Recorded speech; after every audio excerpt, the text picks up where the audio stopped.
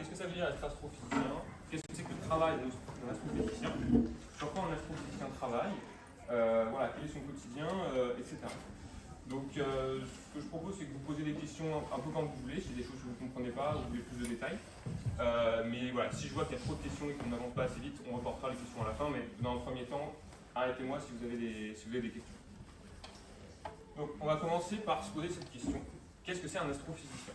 C'est le but vraiment de cette conférence. Eden Nafti, demandez immédiatement à l'accueil. Eden Nafti. Donc, un astrophysicien, c'est un chercheur qui étudie l'univers.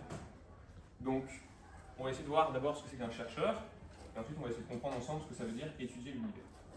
Donc, un chercheur, c'est une personne qui a pour but de découvrir de nouvelles choses dans un domaine. Ça peut être dans tous les domaines de la société, ça peut être en histoire, ça peut être en littérature, ça peut être en biologie, ça peut être en médecine, et donc ça peut être sur l'univers. Et donc qu'est-ce que ça veut dire de faire des recherches? Ça veut dire qu'on va essayer, avec les connaissances qu'on a, d'apporter de nouvelles conclusions, de nouvelles observations, de découvrir un nouveau vaccin si on fait des études de médecine. Donc il y a énormément de possibilités. Et donc par exemple, un chercheur en histoire, son but peut-être ça va être de comprendre comment fonctionnaient les bateaux en 1937. Peut-être qu'un biologiste, son sujet, sa recherche va porter sur l'étude des pétales d'une tulipe au printemps. Donc ça peut être vraiment un petit peu tout ce qu'on veut. La seule contrainte, entre guillemets, c'est d'essayer de créer de la recherche, créer du savoir, et donc d'apporter des nouvelles choses qui n'ont jamais été faites par le passé. Voilà. Et donc la spécificité de l'astrophysicien, c'est que vous êtes un chercheur qui va donc mener des recherches. Et sa spécialité, ça va être de travailler sur l'univers. Là, j'ai représenté une galaxie pour illustrer l'univers, mais on va voir que l'univers, ça veut tout et rien dire. On peut étudier l'univers de plein de façons différentes. Donc, il existe énormément d'astrophysiciens différents. Je vais vous en présenter quelques-uns avec leur domaine d'étude pour que vous sentiez un petit peu plus qu'est-ce que ça veut dire étudier l'univers. Alors, on va commencer par un assez simple, donc les planétologues. Donc c'est tout simplement les astrophysiciens, donc les scientifiques, où leur objectif c'est d'étudier les planètes. Donc par exemple, on peut penser aux planètes du système solaire. Donc leur objectif ça va être de comprendre, la vie d'une planète. Comment une planète se crée, comment une planète évolue dans le temps, est-ce qu'une planète meurt, mais ça peut être aussi de comprendre par exemple quelle est l'atmosphère d'une planète, quelles sont les espèces chimiques sur la planète, est-ce que la planète est faite d'oxygène? Est-ce qu'il y a de l'oxygène dans l'air de la planète, comme sur Terre? Est-ce qu'il y a du carbone? Est-ce qu'il y a de l'or? Est-ce qu'il y a plein d'éléments? Donc le travail du planétologue, ça va vraiment être ça, de comprendre la planète, que ce soit sa vie ou sa composition. D'accord? Donc on va faire un petit exercice. Donc dans le système solaire, vous savez qu'il n'y a pas que la Terre, il y a d'autres planètes. En tout, il y en a 8. Il y a les planètes telluriques, qui sont donc les planètes qui sont faites de roches et de magma, et sur lesquelles on peut venir se poser si on veut. Donc est-ce que vous êtes capable de citer les 4 planètes telluriques du système solaire? Oui. Mercure, Vénus, Mars, et la Terre. Exactement. Donc Mercure, la première, donc la plus proche du Soleil, suivie de Vénus, suivie de la Terre, et enfin on a Mars. Donc effectivement, on a donc ces 4 planètes les plus proches du Soleil, qui sont les 4 planètes telluriques. Et donc, si on veut, on peut tout à fait faire une mission, décoller depuis la Terre et aller se poser sur ces planètes. Parce qu'elles sont dites telluriques et donc en fait rocheuses. Et ensuite, on a 4 autres planètes qui sont beaucoup plus grosses, qui sont les planètes gazeuses. Donc cette fois-ci, elles ne sont pas faites de roches ou de magma, mais elles sont faites de gaz. Oui. Comment? C'est pour les durs. Pour les dire? Bah, vas-y. Il y a Jupiter, Ouais. il y a Vénus. Non. Ah. Vénus, on l'a déjà dit, c'est une planète tellurique. Ouais. Jupiter, Saturne, Vénus, Neptune. Bah parfait, c'est dans le bon ordre en plus. Jupiter, Saturne, Uranus et Neptune. Donc les 4 grosses planètes du système solaire, qui sont toutes les 4 faites de gaz, et donc on ne peut pas se poser dessus. On ne peut pas envoyer un petit vaisseau avec un bonhomme se poser sur la planète, parce qu'elles sont faites de gaz. Donc c'est des planètes dites gazeuses. Voilà, donc le planétologue, il a cette mission de comprendre l'évolution des planètes, etc. Et on a aussi un cousin du planétologue, qui va être l'exoplanétologue, où là son objectif, ça va être de comprendre comment fonctionne et de détecter des exoplanètes. Alors les exoplanètes, c'est quoi? Pour comprendre ce que c'est qu'une exoplanète, il faut comprendre un petit peu comment l'univers se comporte à grande échelle. En fait, quand vous levez les yeux au ciel, qu'il n'y a pas de nuages la nuit, vous voyez plein d'étoiles. Et autour de chaque étoile, on peut avoir des planètes qui orbitent autour de ces étoiles. D'accord ? Et donc ça, c'est ce qu'on appelle des exoplanètes. Ce sont toutes les planètes qui sont en dehors du système solaire, et donc qui ne sont pas les planètes qu'on a citées ensemble. Et donc, le travail de ces astrophysiciens, c'est d'étudier les exoplanètes. Donc déjà, c'est de les détecter, parce que a priori, quand vous regardez le ciel, vous voyez des étoiles. Vous ne voyez pas les planètes qui tournent autour. Donc les exoplanètes sont difficiles à détecter, parce qu'elles sont toutes petites à côté de l'étoile autour de laquelle elles tournent. Donc la première étape de l'exoplanétologue, c'est de vraiment détecter ces exoplanètes. Et ensuite, de la même façon que les planètes du système solaire, comprendre leur vie, comprendre leur fonctionnement, analyser les espèces chimiques qui sont présentes dans les planètes, et pourquoi pas découvrir de la vie extraterrestre s'il peut y en avoir. Est-ce que c'est clair jusque-là? Ouais. Alors, ensuite, on peut avoir d'autres types d'astrophysiciens qui, eux, ne vont pas se focaliser sur les planètes, mais vont se focaliser plus sur les étoiles.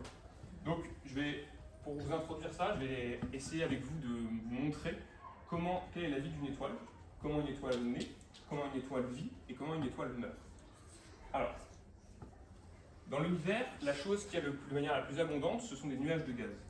Donc, les nuages de gaz, c'est quoi? C'est de la poussière dans l'univers. Il y en a énormément. Il y a des nuages de gaz qui sont gigantesques, qui font plusieurs fois la taille du système solaire. Et ces nuages de gaz, ils bougent un petit peu, ils sont un petit peu irréguliers. Et dans l'univers, la force qui domine, c'est ce qu'on appelle la gravitation. Donc, la gravitation, vous la connaissez tous. Si on est debout sur Terre aujourd'hui, c'est grâce à la gravité. Si vous prenez une pomme et que vous la lâchez, elle tombe par terre. Et pourquoi elle tombe par terre? Parce que la masse de la Terre va attirer la pomme. Donc en fait, dans l'univers, tout ce qui a une grosse masse a pour effet d'attirer les autres objets. Donc si la Terre tourne autour du Soleil, c'est parce qu'elle est attirée par lui. Sinon, on est les deux pieds sur Terre, c'est parce qu'on est attiré sur la Terre, par la Terre. Okay? Et donc, ces nuages de gaz, il y en a qui sont très massifs, qui ont beaucoup de poussière. Et de par cette grosse masse de poussière, ils vont faire des grumeaux et ils vont se coller les uns aux autres jusqu'à former ce qu'on va appeler une proto-étoile. Donc c'est quoi une proto-étoile? C'est un bébé étoile, si vous voulez. C'est une étoile qui est en train de naître, qui est en train de se former. J'ai une petite vidéo pour montrer ça, si elle marche. Donc, dans l'univers, on a plein de poussière, et comme les flèches bleues l'illustrent ici, elles vont petit à petit se coller, parce qu'elles vont se toucher, et de par la gravité, donc de par leur masse, elles vont s'attirer les unes les autres, jusqu'à petit à petit former une proto-étoile, donc une étoile qui est en train de naître.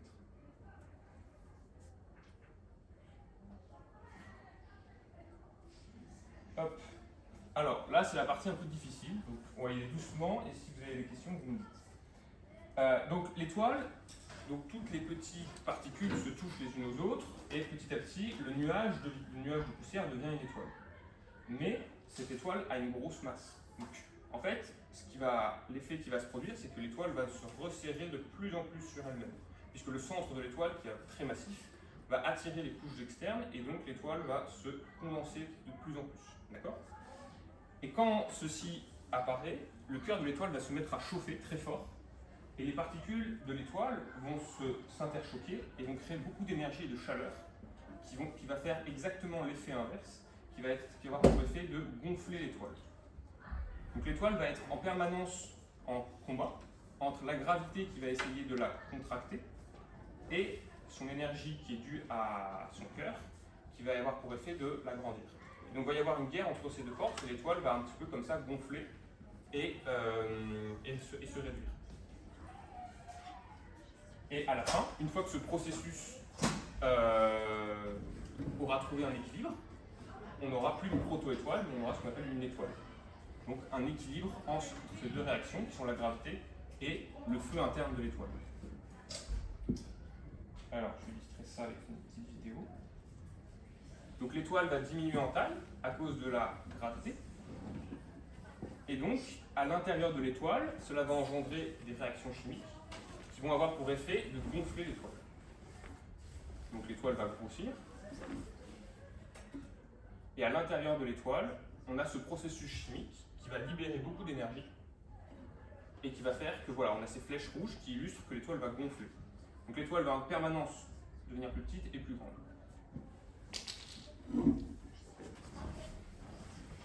Donc l'étoile en quelque sorte, elle brûle son énergie, elle brûle son carburant pour se maintenir stable.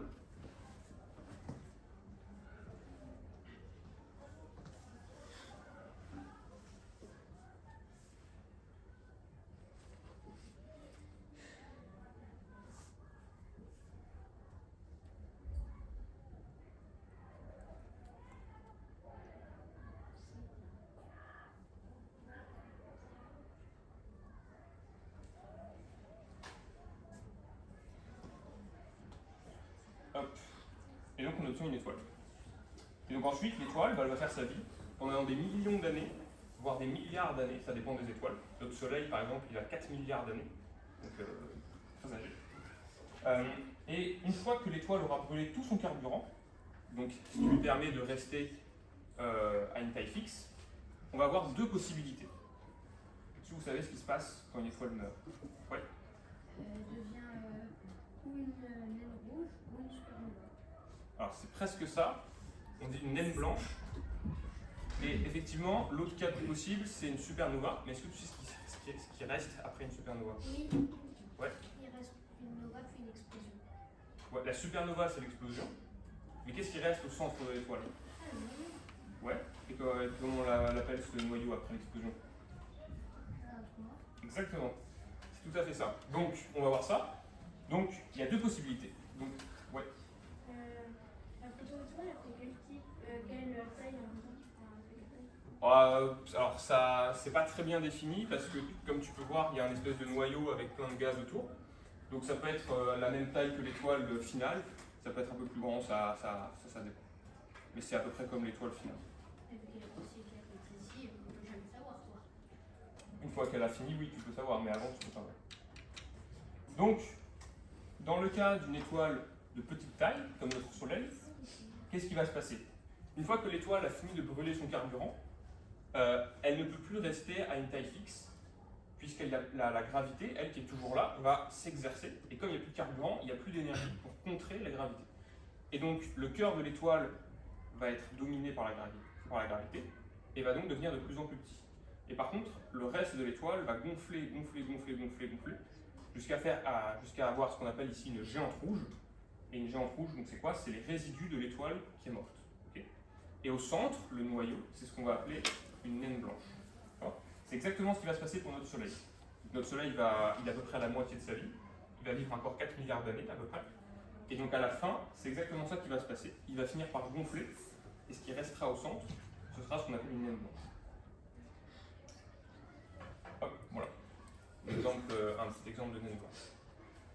Et donc, les couches externes de l'étoile, je vous ai dit, ça va devenir une géante rouge, et donc ça va gonfler, et ça va se dissiper dans l'univers petit à petit. Et donc là, ça c'est des images de tels phénomènes, où on a au centre le noyau, donc la naine blanche, et tout autour, on a les couches de l'étoile qui se sont dissipées progressivement dans l'univers. Ça fait quoi le noyau si on va dedans? Alors, tu peux aller te poser dessus, c'est comme une planète. Par contre, ce qui est très dangereux, on va dire, c'est que il y a une masse énorme dans ce noyau, d'accord? Puisque c'est tout le noyau de l'étoile qui s'est concentré en une naine blanche. Et donc, si tu veux, la gravité est très très très forte. Ça veut dire quoi? Ça veut dire que, en fait, tu vas être attiré de manière très forte vers le sol. Donc, par exemple, tu seras obligé d'être allongé pour pouvoir te lever, ça va être très très très dur. Okay? Tu seras complètement allongé au sol. En fait. Ouais. Et comment on sait avant qu'elle vieillisse si ça fera une ligne blanche ou... Alors, c'est une bonne question. Ça dépend que de la masse de l'étoile. Pour les étoiles de petite masse, ça va faire ce scénario-là. Ça va être une naine blanche et une étoile qui gonfle. Pour les étoiles de grosse masse, c'est ce que je vais expliquer maintenant, on va avoir en fait les couches externes qui ne vont pas gonfler, mais qui vont exploser en ce qu'on appelle une supernova. Et le noyau, lui, comme il est plus lourd, il va aller à un stade qui est au-delà de la naine blanche et qu'on nomme un trou noir. Okay. Ouais. Et du coup, ça fait... on voit un passage là dans la planète, ça fait quoi si on va dedans? Qu'est-ce que tu veux dire par dedans? On voit un point blanc au fond. Ouais, ça c'est la naine blanche, c'est le noyau.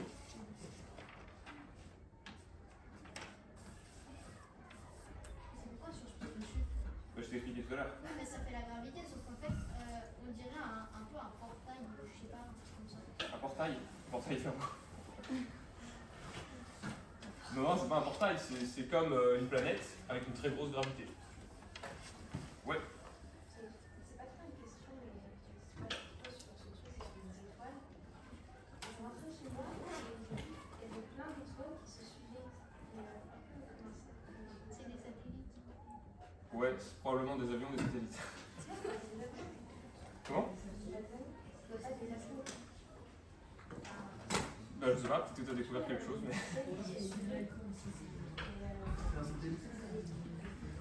Ça peut être des satellites. Ouais. Alors, ça, c'est ce qu'on appelle des nébuleuses. C'est ce qui réside de la mort d'une étoile. C'est une question?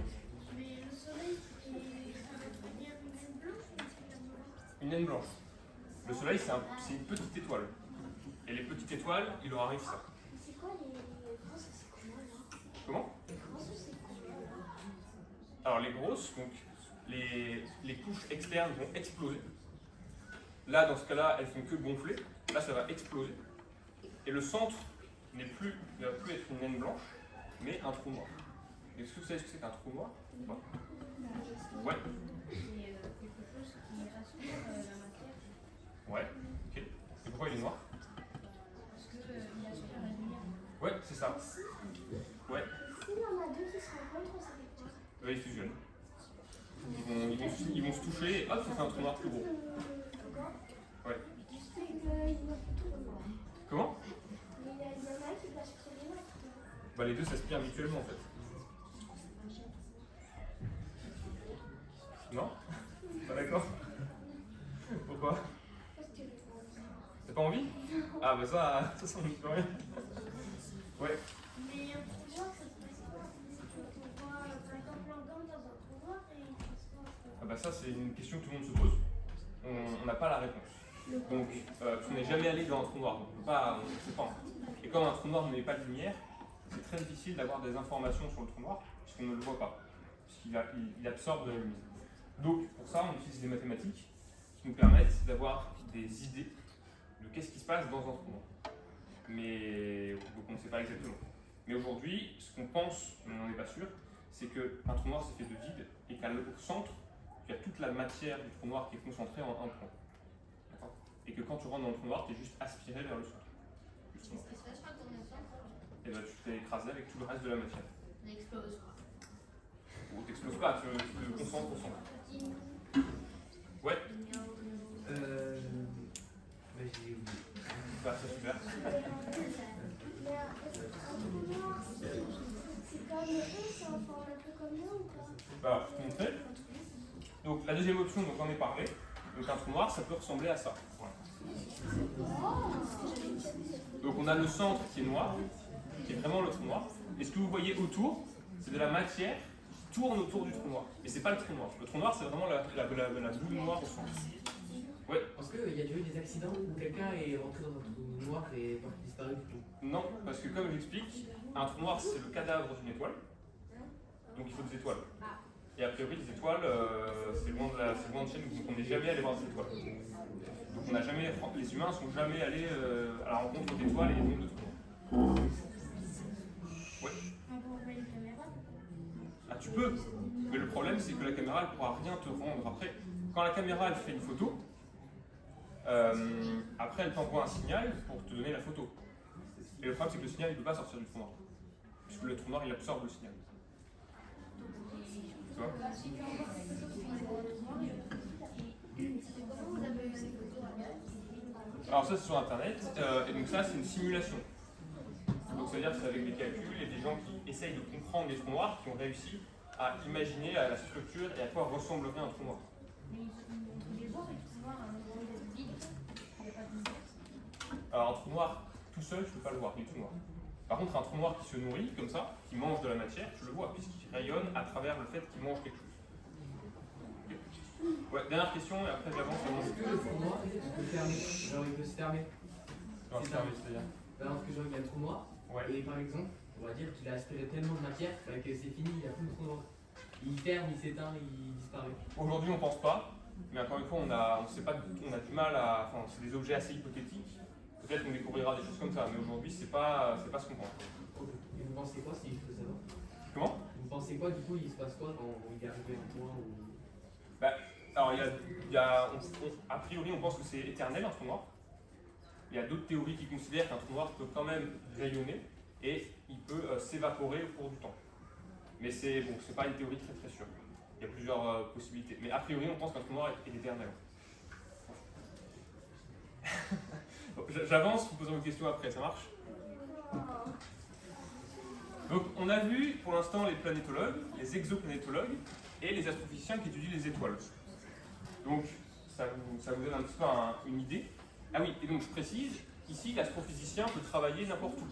Il peut étudier les trous noirs, il peut étudier les naines blanches, il peut étudier comment un soleil, comment une étoile naît, comment une étoile meurt, il peut étudier la gravitation. Donc il y a énormément de métiers possibles dans cette slide ici, puisque chaque astrophysicien va se spécialiser sur un sujet, et donc il va devenir spécialiste d'un domaine. Il n'y a aucun astrophysicien qui maîtrise très bien les trous noirs, qui maîtrise très bien les naines blanches, qui maîtrise très bien comment naît une étoile, comment meurt une étoile.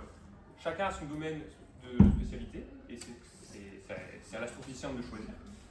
Mais voilà, il y a énormément d'astrophysiciens possibles ici à travers ces différentes étapes de la vie d'une étoile. Monsieur, Ouais. vous voulez devenir astrophysicien, mais est-ce que ça paye bien? Alors ça j'en parle après.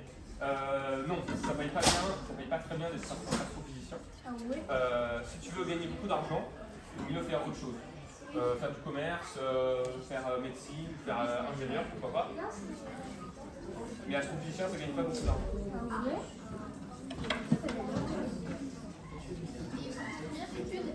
Alors j'en parle après aussi, donc tu verras un peu. Alors un dernier type d'astrophysicien que je voulais vous présenter, c'est celui qui fait de la cosmologie. Donc un astrophysicien qui fait de la cosmologie, on appelle ça un cosmologiste. Et quel est son but, quel est son travail? Pour l'instant, je vous ai présenté des astrophysiciens qui étudiaient ce que l'univers contient. Des planètes, des trous noirs, le soleil, etc., etc. Le travail du cosmologiste, ça va être d'étudier pas ce que l'univers contient, mais d'étudier l'univers en entier, tout l'univers. Ça va être ça son travail.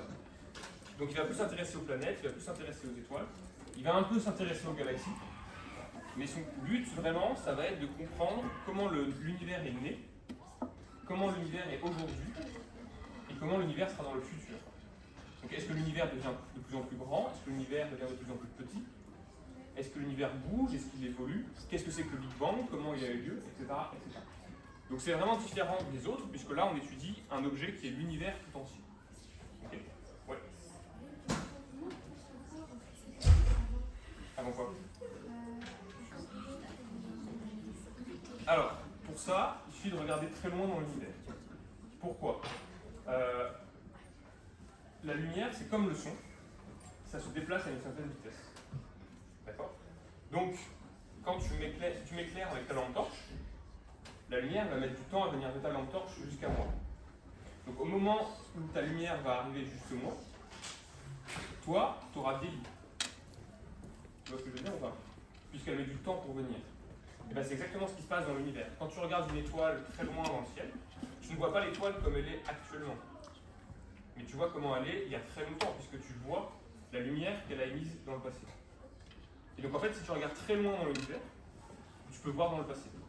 Et ça se trouve, l'étoile, elle est morte quand tu la regardes. Exactement. Il y a plein d'étoiles qu'on regarde dans le ciel qui n'existent plus en fait, qui sont mortes. Et on voit la lumière qu'elles ont émise pendant leur vie. Ouais. C'est quoi le Dark Age? Alors, je ne vais pas vous détailler toutes les étapes parce que déjà c'est pas mon domaine d'une part, et d'autre part parce que c'est un peu compliqué. Mais en fait, il faut savoir que dans l'univers, il y a eu une période où il n'y a pas eu de lumière du tout. La lumière, en fait, était en permanence coincée avec la matière. Et donc, quelqu'un qui se baladait dans l'univers à cette époque-là, il verrait que du noir. Et donc c'est ça qu'on va appeler des âges sombres, où en fait on ne voit rien dans l'univers. Et au bout d'un moment, la lumière a réussi à s'échapper de la matière, et les premières de l'univers sont apparues. Ouais. Mais comment on sait? Vous avez dit que lumière, on voit la lumière plus tard, mais ça, je ne voyais pas. Et donc effectivement, on a une limite. On ne peut pas voir jusqu'au Big Bang. On peut voir à un certain point, qui sont les premières lumières de l'univers, mais avant, on ne peut pas voir. Okay, et donc là, on est obligé de se baser uniquement sur les mathématiques, parce que, je ne sais pas si vous savez, ça j'en parle aussi après, mais les mathématiques et la physique sont des outils très puissants qui nous permettent de comprendre le monde sans forcément l'observer. D'accord? Donc, bon, je vous le dis maintenant parce qu'on aborde le sujet, mais par exemple, il y a un scientifique qui s'appelle Newton, qui est né dans les années 1600, qui lui, il a prédit beaucoup de choses, et il a réussi à découvrir Neptune. Mais comment il a fait pour découvrir Neptune? Il ne l'a pas regardé directement avec un télescope. Il ne l'a pas vu en fait. Il a fait ses calculs chez lui, et il s'est rendu compte que si les mathématiques disent vrai, à tel endroit on doit avoir une planète. Et ensuite il a pris sa lunette, et il a regardé à cet endroit-là, et il a découvert Neptune. Donc je ne sais pas ce que vous en pensez, mais moi je trouve ça très fort. C'est-à-dire qu'avant même de savoir, avant même d'observer la planète, il l'a découvert en faisant simplement des calculs mathématiques avec son crayon. Donc juste avec une feuille de papier et son cerveau, il a réussi à trouver Neptune. Et après voilà, il a confirmé en regardant dans la direction en question et il a trouvé Neptune. Donc les mathématiques, pour répondre à la question, c'est vraiment un outil très puissant qui permet de prédire des choses qu'on ne voit pas forcément. Des fois elles se trompent, des fois elles ne se trompent pas, ça dépend. Mais ça, voilà, ça permet de nous aiguiller. Ouais. Juste, si on peut regarder après les premières lumières, on va que du noir après. Ah bah il n'y a pas de lumière, donc effectivement, avant cette frontière, on ne peut pas voir. Donc soit tu fais des maths pour essayer de comprendre, soit il faut trouver d'autres moyens pour essayer de voir au-delà. Et ça, c'est assez difficile. Après, il y a du noir et après, il y a du jaune. C'est ça. Exactement. Alors, maintenant, je vais un petit peu vous expliquer comment on fait de l'astrophysique. Là, je vous ai présenté différents types d'astrophysiciens, ceux qui étudient les planètes, les étoiles, les trous noirs, ceux qui étudient l'univers en entier, donc le Big Bang, le futur de l'univers. Donc maintenant, on va essayer de voir comment on fait de l'astrophysique, qu'est-ce que ça veut dire, qu'est-ce qu'au quotidien un astrophysicien fait. Donc, il y a énormément de façons de faire de l'astrophysique. Moi, je vais vous en présenter 4 pour que vous ayez une idée. Donc, la première, on en a déjà parlé, c'est faire ce qu'on va appeler de la théorie, c'est-à-dire l'astrophysicien qui fait de la théorie, lui, il va faire beaucoup de maths, beaucoup de physique. Il va prendre son crayon, son papier, et il va réfléchir, et il va essayer de développer de nouvelles théories basées sur les observations qu'il peut faire. Et voilà, donc lui, son quotidien, c'est vraiment juste du papier, du crayon, et essayer de développer des équations pour comprendre l'univers. Ça, c'est une première façon de faire de l'astrophysique. Une deuxième façon de faire de l'astrophysique, ça va être de faire des expériences. Donc ça, on le voit assez bien dans les films, j'imagine que la plupart d'entre vous ont déjà vu. Un astrophysicien, un physicien par exemple, qui mélange des liquides, qui secoue, qui a des grosses machines, qui est dans un laboratoire. Et donc ça, c'est ce que va faire l'expérimentaliste. Par exemple, il va essayer de reproduire l'atmosphère d'une planète dans son laboratoire. Donc lui, il fait beaucoup moins de mathématiques, alors il en a besoin, mais il en fait moins. Mais son travail, ça va vraiment être dans un labo, avec voilà, des tables, des fioles, des produits chimiques, des microscopes, des choses comme ça. Et donc lui, il fait des expériences pour essayer de comprendre les choses. Ensuite, on va avoir ce qu'on appelle les instrumentalistes. Donc eux, il en existe plusieurs sortes. Donc la première catégorie, on va dire, il y a ceux qui vont créer les instruments. Donc ici, on peut voir un télescope, donc son but c'est d'observer le ciel, un télescope sur Terre, et ici c'est un autre télescope, le James Webb Telescope, je ne sais pas si vous en avez entendu parler. Lui il est dans l'espace, il n'est pas sur Terre, et lui aussi il regarde le ciel et essaie de comprendre l'univers. Comment? Ouais, il fait des photos. Et donc, les astrophysiciens qui peuvent aider à construire ces télescopes. Pour essayer d'étudier l'univers, ils ont besoin de télescopes, et donc ils peuvent aider à construire ces télescopes pour qu'ils répondent à leurs attentes. Un autre type d'instrumentaliste, en général ils font les deux, c'est qu'ils se servent de ces instruments pour étudier l'univers. Donc ça c'est très simple, il a un télescope, il met son œil dans le télescope, il regarde l'univers, il regarde les étoiles, les planètes, etc. Et il essaye d'en tirer des conclusions, de faire des observations. Okay, donc c'est une troisième sorte d'astrophysicien. Alors, une dernière qui est un peu plus compliquée à... Oui. Vas-y. Une dernière façon, enfin une autre façon qui existe, qui est un peu plus compliquée à comprendre, c'est les astrophysiciens qui vont faire de l'analyse de données.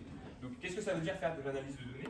Ça veut dire que quand, par exemple, vous observez un objet dans l'univers avec un instrument comme celui-ci, vous pouvez pas, il n'y a pas de petit bonhomme qui vient se mettre sur ce télescope et qui regarde avec sa lunette dans le télescope, puisqu'il est dans l'espace. Donc en fait, cet appareil, il prend des photos, il récupère des informations et ensuite il les envoie sur Terre. Et donc le but de l'astrophysicien qui va faire ce qu'on appelle de l'analyse des données, ça va être de récupérer ces informations, ça va être de les comprendre, de les traiter, pour ensuite faire de l'astrophysique avec, et donc d'en déduire des choses. Ok? Est-ce que ces 4 façons sont assez claires? Est-ce que vous avez des questions? C'est clair. Ouais. Alors, ensuite, donc, on a vu un peu plusieurs types d'astrophysiciens. On a vu plusieurs façons de travailler pour un astrophysicien. Maintenant, on va essayer de voir donc, comment travaille un astrophysicien. Est-ce qu'à votre avis, il travaille seul ou est-ce qu'il travaille en équipe? En équipe. Tout le monde dit en équipe? Tout le monde seul? Ça dépend. C'est ça, c'est la bonne réponse. En fait, c'est les deux. Ça dépend des fois, ça dépend de beaucoup de choses. Moi, je travaille pas comme ça. Il y a beaucoup d'astrophysiciens qui travaillent tout seuls. Comme ils sont très spécialisés sur un sujet, il y a beaucoup d'astrophysiciens, ce sont les seuls dans le monde à comprendre ce qu'ils font.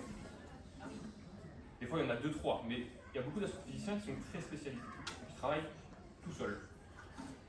Et à l'inverse, il y a aussi des travaux d'équipe, où des fois, ils sont peut-être une dizaine dans le monde à travailler sur le même sujet, et régulièrement, ils s'appellent, ils se rencontrent pour travailler et faire avancer les choses. On a encore un autre cas de figure, où, quand on a des coopérations internationales, par exemple, quand on a voulu créer donc, ce satellite, ce télescope-là, ici, eh bien, ça demande beaucoup de travail et beaucoup de pays peuvent être impliqués. Et donc, dans ce cas-là, il y a beaucoup d'astrophysiciens qui vont travailler et qui vont aider à la réalisation et à la conception d'un tel satellite. D'accord? Et donc là, ils travaillent en équipe, puisqu'il y a beaucoup de gens qui sont impliqués. Donc, astrophysicien, ça dépend vraiment du type d'astrophysicien qu'on peut être et du type de travaux qu'on fait. Donc, ça peut travailler tout seul ou en équipe, ça dépend vraiment. Hop, ensuite. Alors, un astrophysicien aussi, ça fait beaucoup de voyages, entre guillemets. Ça se déplace beaucoup. Parce que dans le monde de la recherche, on essaye de communiquer ses résultats aux autres. Un astrophysicien, quand il travaille, son objectif c'est de faire des découvertes. Et une fois qu'il a découvert quelque chose, son objectif ça va être de le publier pour que les autres aient accès à cette recherche, à son savoir. D'accord? Donc, et quand il va faire une découverte, il va aussi faire des conférences, se déplacer dans d'autres pays pour montrer un petit peu avec des diapositives, un petit peu comme ça, montrer voilà, j'ai trouvé tel résultat, j'ai trouvé telle et telle nouvelle chose, et comme ça on peut poser des questions, échanger, etc. etc. Donc un astrophysicien, voilà, il travaille beaucoup à l'international et il a besoin de communiquer ses résultats au reste du monde. Vous avez des questions ou pas? Non, ça va? Alors, maintenant on va voir comment faire pour devenir astrophysicien. Si vous pensez que c'est facile, si vous pensez que c'est difficile, et quelle matière vous pensez dans quelle matière vous mieux être bon? Ouais, Chimie et maths. Physique et peut-être un peu de SVT. Ok. Il y a d'autres. Est-ce qu'il y en a qui pensent qu'il faut rajouter quelque chose par rapport à ce qui est écrit, vous pensez? Technologie, ok. Ouais. Comment? La techno et la physique. Ok. Ouais. Ah, voilà. Quand même. Premier à le dire. Donc, bon, vous avez à peu près tout dit. Les matières les plus importantes pour devenir astrophysicien, ce sont ces trois-là. Les maths, la physique et l'anglais. Parce que. Dans toutes les matières, en fait. Comment? Dans toutes les matières, on fait des voyages dans le monde. Bon, l'histoire, t'as pas forcément besoin, ou l'espagnol. Les langues, pardon. Les langues. Oui, mais l'anglais, c'est une langue internationale. C'est la langue la plus choisie au monde. C'est ça. Et comme je vous ai dit précédemment, ici, un astrophysicien, ça voyage beaucoup. Ça rencontre des gens du monde entier. Et pour communiquer, tout le monde ne parle pas français. Mais par contre, en principe, tout le monde parle anglais. Donc l'anglais, c'est vraiment la langue utilisée et choisie pour faire des projets communs, pour publier des résultats et pour communiquer. Donc, il ne faut pas négliger l'anglais parce que c'est vraiment très important. Moi, dans mon travail, quand je fais des réunions, quand je fais des conversations avec d'autres astrophysiciens, je parle toujours en anglais. Et quand je lis des articles, quand je suis les cours, c'est toujours en anglais. Donc l'anglais, c'est important de le maîtriser. Et bon, après les maths et la physique, bon, de toute façon, ça c'est plus intuitif, puisque les maths sont les outils pour faire de la physique, et la physique, c'est ce qui permet de comprendre les théories qui permettent d'expliquer l'univers. Donc évidemment, ce sont des matières qu'il faut plutôt maîtriser. Alors, maintenant, est-ce que vous pensez que votre astrophysicien, est-ce que c'est long? Est-ce qu'il faut juste avoir le bac? Est-ce qu'il faut faire 2 ans d'études, 3 ans d'études à votre avis? Oui. Donc comment? Écoutez-vous, écoutez-vous.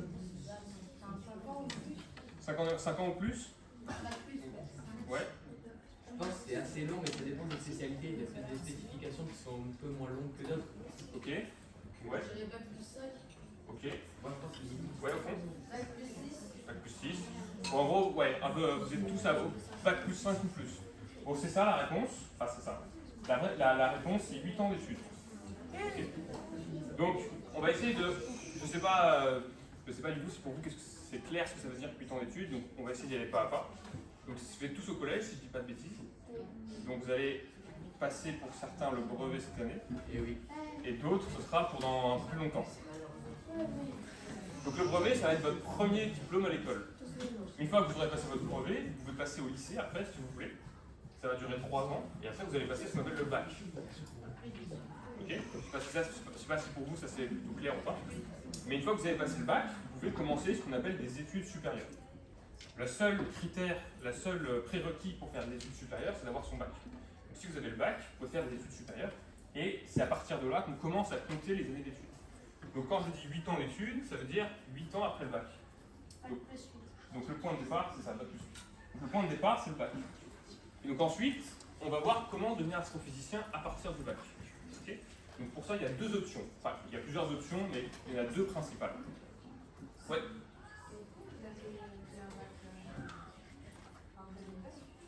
Est-ce que j'ai le bac, c'est ça? Moi, je suis en train de faire mon bac plus 8. Là, je suis à ma 7e année.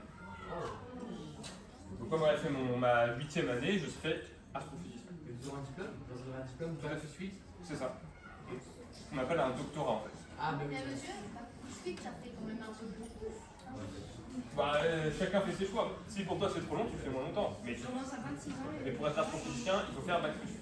Ouais. Je commence à 26 ans. Pardon?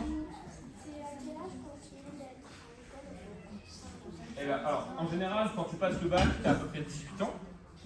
Et ça dure 8 ans. Donc ça fait 26 ans à peu près. Alors c'est sûr que astrophysicien, il faut aimer les études. Parce que c'est un des métiers les plus longs. Donc si vous détestez les études, vous n'aimez pas aller en cours, etc., c'est peut-être pas un métier qui fait pour vous. Après, moi personnellement, tu vois, j'avais pas trop d'avis sur les études. Et en fait, je me suis éclaté. Et j'ai trouvé ça trop bien d'apprendre plein de choses, d'aller en cours, de parler avec les profs et d'apprendre beaucoup de choses. Et moi, je trouve ça génial. Donc, après, c'est sûr que tu commences à travailler plus tard. Mais bon, moi, tu vois, à la fin, c'est mon cas actuellement, tu gagnes de l'argent quand même. Puisqu'en fait, quand tu deviens astrophysicien, c'est un travail en soi. Okay. Mais je vais détailler ça. Donc, après le bac, il y a deux voies principales pour pouvoir devenir astrophysicien. Donc, la première voie, c'est faire ce qu'on appelle la fac. Donc encore une fois, la fac, tout le monde peut y aller. La seule condition, c'est d'avoir le bac. Et donc ensuite, la fac, ça va se découper en 3 morceaux. Le premier morceau, c'est ce qu'on appelle une licence. Donc une licence, ça va être des cours sur une spécialité. Ça peut être de l'histoire, ça peut être des langues, ça peut être de la littérature, et ça peut être de la physique, ça peut être des maths. Donc pour faire astrophysicien, comme on l'a dit, il faut être bon en maths et en physique. Et donc il faut faire une licence de physique. C'est la première étape. Et une licence de physique, ça dure 3 ans. Donc la licence de physique, comment ça se passe? Vous allez en cours, comme aujourd'hui au collège, vous allez en cours, vous prenez le cours, vous passez des examens, et si à la fin de l'année vous avez plus de 10 de moyenne, vous passez à l'année suivante. Donc c'est vraiment comme au collège, c'est pareil. Il y a un peu plus d'élèves, hein, c'est des classes de 300 en général. Mais sinon c'est le même principe. Je pense que c'est la classe. Ouais. Ensuite, après la licence, vous pouvez faire une première spécialisation. Et ça c'est ce qu'on appelle un master. Donc toujours en physique, hein, parce que vous avez fait une licence de physique, vous savez faire de la physique, donc il faut continuer dans cette voie. Donc vous pouvez faire un master de physique ou d'astrophysique. Donc vous pouvez commencer à faire de l'astrophysique. Parce qu'en licence, vous ne faites pas d'astrophysique. En licence, vous apprenez les bases des maths, les bases de la physique, qui vont vous permettre ensuite de faire de l'astrophysique. D'accord? Donc le master, ça dure 2 ans. Donc on est à bac plus 3 plus 2, on est à bac plus 5. Et ensuite, une fois que vous avez fait ces 5 ans-là, vous pouvez commencer un doctorat d'astrophysique. Donc là, c'est ce que je fais actuellement. Et ça dure 3 ans. Et au bout de ces 3 ans, vous avez le diplôme d'astrophysicien. Ok? Donc qui fait en tout 8 ans d'études. Bac plus 8. Ouais. Dans les 8 ans d'études, on fait maths, physique, anglais. Majoritairement, ouais. Tu fais un peu de chimie aussi, d'informatique et un petit peu d'autres matières, mais ce qui domine, c'est maths. pénible au bout d'un moment. Ah bah ça dépend de chacun. Il y en a qui vont trouver ça pénible, il y en a qui veulent vite arrêter les études pour travailler, et il y en a qui vont trouver ça super et qui veulent continuer, donc ça dépend vraiment des gens. Moi personnellement, comme j'expliquais, moi j'ai trouvé ça super et j'avais pas forcément envie d'arrêter. Alors, la deuxième voie, donc ça c'est très spécifique à la France, ça n'existe pas trop dans les autres pays du monde. C'est une voie où on va passer d'abord par le diplôme d'ingénieur. Donc, on va commencer par 2 ans de ce qu'on appelle des classes préparatoires. Donc les classes préparatoires, c'est quoi? Ça ressemble à la licence. C'est 2 ans et pas 3 de maths et de physique très intenses. On va beaucoup travailler. Et à la fin de ces 2 ans de classes préparatoires, on va passer ce qu'on appelle des concours. Ça veut dire quoi? Ça veut dire qu'on va passer une évaluation et on va être en concurrence avec plein d'élèves en France qui sont comme nous. On fait ces classes préparatoires. Et ensuite, on va être classé. Et en fonction de notre classement, on va être admis dans ce qu'on appelle des écoles d'ingénieurs qui durent 3 ans. Et ces écoles d'ingénieurs ont pour but de nous former au métier d'ingénieur. Et donc quand on sort de ces écoles d'ingénieurs, on a le diplôme d'ingénieur, on peut être embauché en tant qu'ingénieur. Donc vous pouvez voir que c'est inversé entre les deux. Là c'est 3 ans, 2 ans, là c'est 2 ans, 3 ans. Mais dans les deux cas c'est 5 ans. Et donc après l'école d'ingénieur, de la même façon, on peut postuler à un doctorat d'astrophysique. Et donc faire 3 ans de plus pour ensuite avoir le diplôme d'astrophysicien. Et voilà. Ouais. Vous avez été en haut ou en bas? Moi j'étais en bas. J'ai d'abord choisi de faire des classes préparatoires et l'école d'ingénieur avant de commencer un doctorat. Donc moi pour mon cas personnel, à votre âge je ne savais pas du tout ce que c'était qu'astrophysicien. Moi la seule chose que je savais c'est que les maths et la physique ça me plaisait. Et à l'époque je voulais être pilote de chasse. Donc je ne sais pas si vous savez, mais en France si on a des lunettes on ne peut pas être pilote de chasse. Donc j'ai appris que j'avais des lunettes, que j'avais des problèmes aux yeux en 3e. Et donc on m'a dit que je ne pourrais pas être pilote de chasse. Du coup ça m'a beaucoup attristé et du coup je ne savais pas trop quoi faire. Et donc à la fin du lycée, j'ai choisi de faire, donc, après le bac, des classes préparatoires parce que j'aimais beaucoup les maths et la physique et je me suis dit je trouverais bien quelque chose qui me plaît en allant par là. Et pendant ces années de classes préparatoires, je suis encore plus tombé amoureux des maths et de la physique. Et c'est là où j'ai découvert le métier d'astrophysicien. Et je me suis dit, mais c'est génial, je veux faire ça. Moi, je trouvais ça extraordinaire qu'on soit payé pour étudier l'univers. Je trouvais ça trop bien. Donc, je me suis dit, on fonce. Et du coup, voilà, moi, c'est ce parcours que j'ai fait. Ouais. C'est quoi la différence entre les deux façons de faire? Alors, moi, je vais parler de ce que je sais, parce que bon, j'ai pas fait ce parcours-là. Donc, ce que je vais dire est peut-être un peu biaisé ou un peu faux. Mais l'avantage de ce parcours-là, on va dire, c'est que tu as un diplôme d'ingénieur. Donc si finalement tu ne veux plus faire astrophysicien, ou si c'est trop dur pour toi, tu veux faire autre chose, tu peux toujours utiliser ton diplôme d'ingénieur pour être embauché en tant qu'ingénieur. Okay. La difficulté peut-être de ce parcours-là, c'est que les classes préparatoires, ce sont des 2 ans de très très intensifs. Moi, on m'a toujours dit, avant que je commence ces 2 ans-là, c'est que c'est 2 ans de sacrifice. C'est-à-dire c'est 2 ans où tu vas faire, toute ta vie va être organisée autour du travail. Tu vas travailler toute la journée, tous les soirs, et pendant 2 ans. Donc c'est un petit peu le défaut, c'est que ça te demande un investissement et un travail considérable. C'est un petit peu un sacrifice à faire quelque part. Parce que, comme j'expliquais, après ces 2 ans de classe préparatoire, tu as un concours, donc tu es en compétition avec les autres élèves pour réussir à avoir des écoles d'ingénieurs. Ok? Tu vois ce que je veux dire? Donc, l'avantage, entre guillemets, de ce parcours, c'est que tu n'as pas cette contrainte. On te demande simplement d'avoir 10 de moyenne à la fin de l'année pour passer à l'année supérieure. Ok? Ouais? La prochaine question. Ouais. Pardon? Il y a combien de quoi? Ah, de questions? Pour faire quoi? Mais c'est comme c'est une évaluation, donc c'est déjà, ça dépend. Tu vas avoir une évaluation en maths, une évaluation en physique, en anglais, en techno, enfin tu vas avoir plein d'évaluations différentes.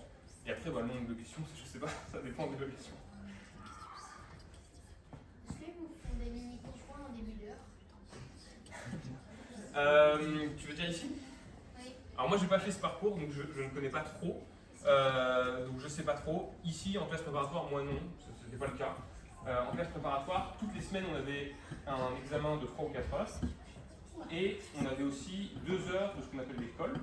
Ce sont des oraux. Donc on avait un oral de maths et un oral de physique par semaine, par exemple, ou un oral d'anglais. Et toutes les semaines on avait ça. Voilà. Beaucoup. Ouais. Actuellement, vous avez quel âge 24. Il me reste 2 ans, ce sera 26, hein, un petit peu comme on avait dit au début. Moi j'ai fini pour ce qui est les slides et la présentation. Donc si vous avez des questions, n'hésitez pas. Si vous avez des questions? Non. Ouais. Si le trou noir et la naine blanche se croisaient, ça pourrait. S'il se touche, il se rencontre, et ben le trou noir il absorbe tout, donc il va absorber la naine blanche. Et donc toute la masse de la naine blanche va se retrouver au centre du trou noir, et donc il va avoir pour effet de faire grossir le trou noir. Donc si tu veux, le trou noir il absorbe un peu tout ce qu'il rencontre et il grossit, grossit, grossit. Il n'y aura pas de lueur avec les lueurs. Et quoi, pardon? Il n'y aura pas quelque chose avec les lueurs qui va se rencontrer. Des lumières? Oui, des lumières de couleur. Ben, pendant que le trou noir va manger la naine blanche, effectivement ça peut produire des réactions chimiques, etc., qui va faire des jets de lumière par exemple. Mais une fois que la naine blanche est complètement mangée, le trou noir redevient noir, on ne le voit plus. Oui. Non, le soleil, lui, il va devenir une naine blanche. Il n'est pas assez gros pour être transparent. Oui.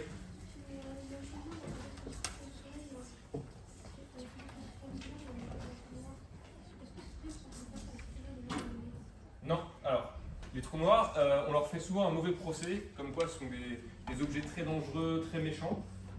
Mais si demain je vous prends et je vous mets dans un trou noir, bah c'est pas top.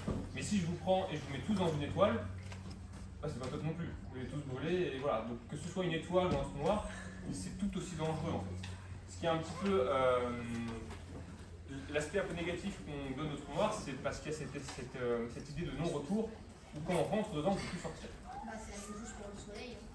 Mais alors le soleil, c'est pas tout à fait la même chose, parce qu'en soi, si tu as un vaisseau très solide, tu peux imaginer que tu vas dedans et que tu ressors. Mais si tu vas dans le soleil, en soi, il t'arrive aussi des choses pas terribles. Donc un trou noir n'est pas plus dangereux qu'une étoile. Un trou noir, il fait sa vie tout seul, il y a des planètes qui tournent autour du trou noir, hein, puisque c'est une ancienne étoile, et c'est pas forcément dangereux. Par contre, si tu vas dedans, effectivement, là, il t'arrive des microbes. Ouais. Mais puisque du coup, il va faire un peu tout le trou noir, à un moment, il n'y aura plus rien, il n'y aura que l'espace. Alors ça, c'est une théorie qui existe et qui dit qu'effectivement, dans des milliards d'années, beaucoup de trous noirs vont fusionner et l'univers aura beaucoup plus de trous noirs.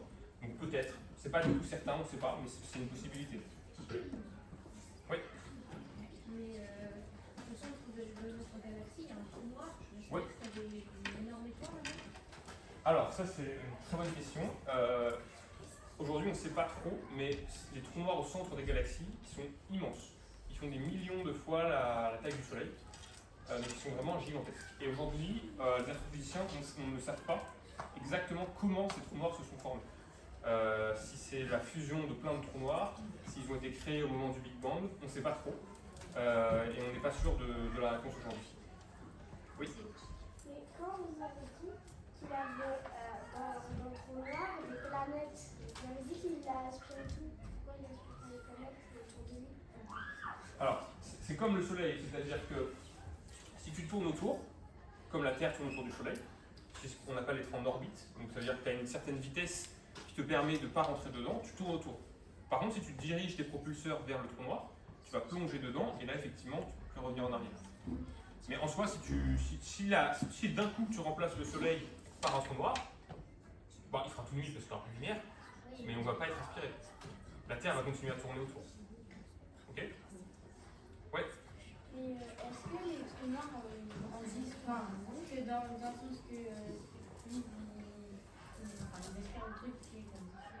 Oui, quand les trous noirs aspirent quelque chose, donc mangent quelque chose, ils grandissent en taille. Mais alors à la fin de l'équation, Mais encore une fois, c'est comme le Soleil. Les planètes ne tombent pas dans le Soleil. oui, mais si le soleil grossit. Non. Pas aujourd'hui. Mais ils grossissent s'ils mangent. Oui, mais il y a forcément des trucs. Bah pourquoi? Il n'y a rien qui va dans le Soleil, a priori, tu vois. Donc il n'y aura rien qui irait dans le trou noir. Donc ça dépend. Si effectivement le trou noir, à un moment, rencontre un autre trou noir, une étoile, oui, mais c'est des choses très rares. Donc c'est... Ouais. Est-ce que pendant le Dark Age, ça veut dire que du coup, tout était aspiré par des trous noirs ou c'est juste que c'était... Non, ça n'a rien à voir avec les trous noirs. Là, en fait, ce qui se passait, c'est qu'il faisait tellement chaud dans l'univers que la lumière était prisonnière de la matière. Alors c'est un peu compliqué d'expliquer, mais quand tu vois ce que c'est un atome, Oui. quand un atome est très excité, quand il est très chaud, Oui. il a tendance à absorber de la lumière. Et dès que la lumière réussit à s'échapper, un autre atome aspire cette lumière de par son excitation. Et donc en fait, la lumière est prisonnière de la matière, et donc la lumière n'est pas libre, et donc il n'y a pas de lumière dans l'univers. Et tous les atomes, ils étaient excités. Oui, c'est à une époque où tous les atomes étaient très chauds. Et c'est ça là, Donc du Big Bang, en fait. Et donc, voilà, l'univers est très petit, et donc la pression est très chaleur. Ok, alors, on va. Ouais. Merci.